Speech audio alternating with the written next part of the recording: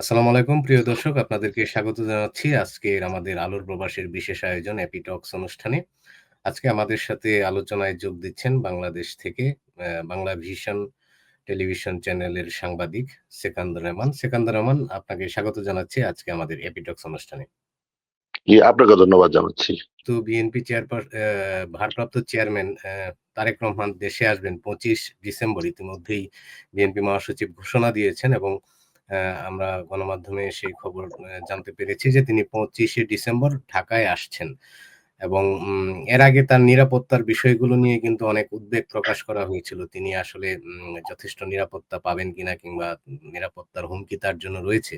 তো এই হাদির ঘটনার মধ্য দিয়ে এই নিরাপত্তাটা কি প্রশ্নবিদ্ধ হলো এবং তারেক রহমানের জন্য আসলে কি নিরাপত্তা ব্যবস্থা নেওয়া হচ্ছে তার দলের পক্ষ থেকে কিংবা সরকারের তরফ থেকে তিনি কি ধরনের নিরাপত্তা পাবেন? সেই বিষয়ে কি আপনি কিছু জানেন কিংবা কোন তথ্য আছে?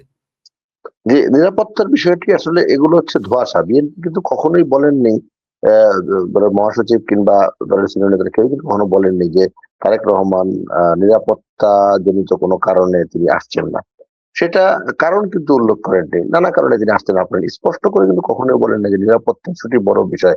তবে কিছু কার্যক্রম যেমন বুলেট প্রুফ গাড়ি অ্যা আনা, গাড়ির অর্ডার দেয়া, সেটার অনুমোদন নেয়া এবং ঢাকায় বিএনপি চেয়ারপারসন বেগম খালেদা জিয়াকে এসএসএফ এর নিরাপত্তা দেয়া। এই বিষয়গুলো কিন্তু নিরাপত্তার দিকেই ইঙ্গিত করে। কিন্তু সেটি কিন্তু বিএনপির পক্ষ থেকে কখনো এইভাবে বলা হয় নাই যে তারেক রহমান নিরাপত্তা শঙ্কার কারণে আসতেছেন না। নানা কারণে আসতে নাই পারেন। কিন্তু এখন যে যদি কেউ বলেন তিনি ভয়ে আসেননি কিংবা তিনি সিচুয়েশন অবজার্ভ করছেন। হ্যাঁ, সিচুয়েশন তিনি অবজার্ভ করছেন, এটা স্বাভাবিক। কারণ গণ-অভ্যুত্থান হওয়ার পরে বাংলাদেশের অ্যা রাজনৈতিক পরিস্থিতি বলেন, অর্থনৈতিক পরিস্থিতি বলেন এবং বহির ষড়যন্ত্র, বাংলাদেশের বাইরের ষড়যন্ত্র কিন্তু বন্ধ নেই। ফলে তারেক রহমানের মতো একজন মানুষ তিনি হুট করে বাংলাদেশে চলে আসবেন, হুট করে যেকোনো ডিসিশন নিয়ে নিবেন, সেটা কিন্তু নয়। তার যখন সময় হবে সেভাবে তিনি আসবেন এবং সেই সিদ্ধান্ত তিনি নিয়েছেন। ভয়ের যে বিষয়টি বলছিলাম, যদি ভয় থাকতো, নিরাপত্তাহীনতাই থাকতো, তাহলে এখন তো অন্য যেকোনো সময়ের চেয়ে পরিস্থিতি নাজুক। কারণ ওসমান হাদির উপর যখন গুলি করা হয়েছে তখন সাধারণ যারা ভোটার থেকে শুরু করে আইন শৃঙ্খলা রক্ষাকারী বাহিনীর সদস্যরা, যারা প্রার্থী রয়েছেন তারা সহ সবাই কিন্তু রাজনৈতিক দলের কর্মীরাও কিন্তু আতঙ্কে রয়েছে। ওই মুহূর্তে যখন তারেক রহমান বাংলাদেশে আসার ঘোষণা দিয়েছেন দলের মহাসচিব, তখন কিন্তু বোঝা যাচ্ছে যে না, তিনি আসলে ভয়ে ভীত নন কিংবা এতদিন ভয়ের কারণে আসেননি তা কিন্তু নয়।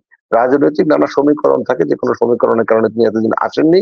এখন একটা উপযুক্ত সময় তিনি মনে করেছেন, ফলে এসেছেন এবং দিনটি কিভাবে বেছে নিয়েছেন খেয়াল করেন। এখানে কিন্তু রাজনৈতিক দূরদর্শিতার ব্যাপার রয়েছে। 25 ডিসেম্বর যে দিনটি বাংলাদেশে সহ সারা বিশ্বেই কিন্তু বড় দিন এবং এটি বন্ধের দিন। ফলে বন্ধের দিন হওয়ার কারণে সাধারণ মানুষ বাড়ি ঘরে থাকবে, স্কুলের বাচ্চারা ঘরে থাকবে, সরকারি চাকরিজীবীরা ঘরে থাকবে। ফলে তারেক রহমান আসার পরে যে বিপুল সংখ্যক মানুষ এয়ারপোর্টে যাবে, এই মানুষদের যাওয়ার কারণে সাধারণ মানুষের ভোগান্তি যাতে না হয়, এই বিষয়টি কিন্তু বড় করে বিবেচনা নিয়েছে বিএনপির ভারপ্রাপ্ত চেয়ারম্যান তারেক রহমান। এ কারণে কিন্তু তিনি 25 তারিখটাকে বেছে নিয়েছে।